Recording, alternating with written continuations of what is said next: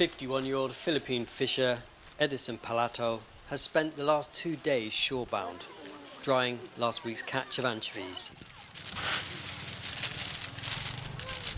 He's unable to head back out to sea because just off this coast, the Philippine military is conducting live fire drills with U.S. forces.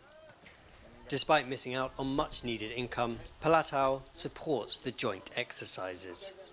Napakatahimik po itong apari.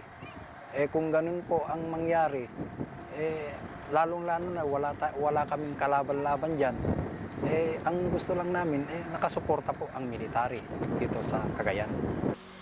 Along this remote coastline in the northern Philippines, hundreds of U.S. and Philippine troops are training side by side, using planes, tanks, artillery and infantry to practice holding off a potential invasion.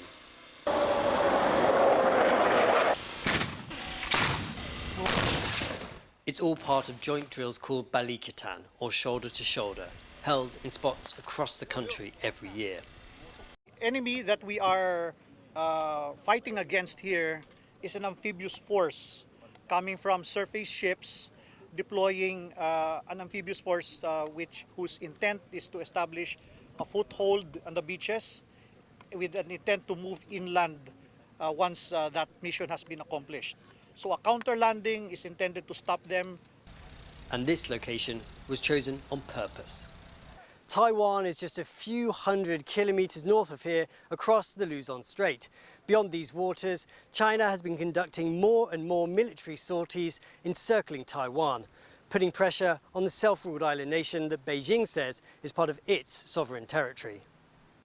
The Chinese drills have got the Philippines planning what it would do if war broke out. In any conflict scenario, it is essential that we establish sea control over Basi Channel and Luzon Strait.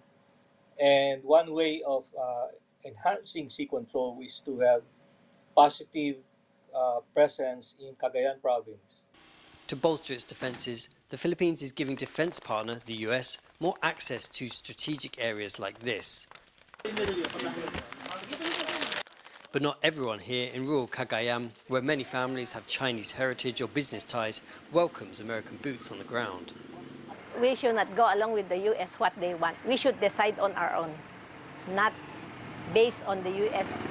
policy or not on base their advice to us. And suspicion here is growing over a new infrastructure development project. There are fears it could make the town a target. They just told us that it's a port expansion, a tourism project for the betterment of Apari. I don't know if it collides with what is happening right now with the military exercises. For many on this far-flung coast, life is not easy. They rely on fishing and farming to get by, livelihoods made harder by rising temperatures and more frequent typhoons. Now, as gunfire rings out near their homes, they know they must also face another growing threat.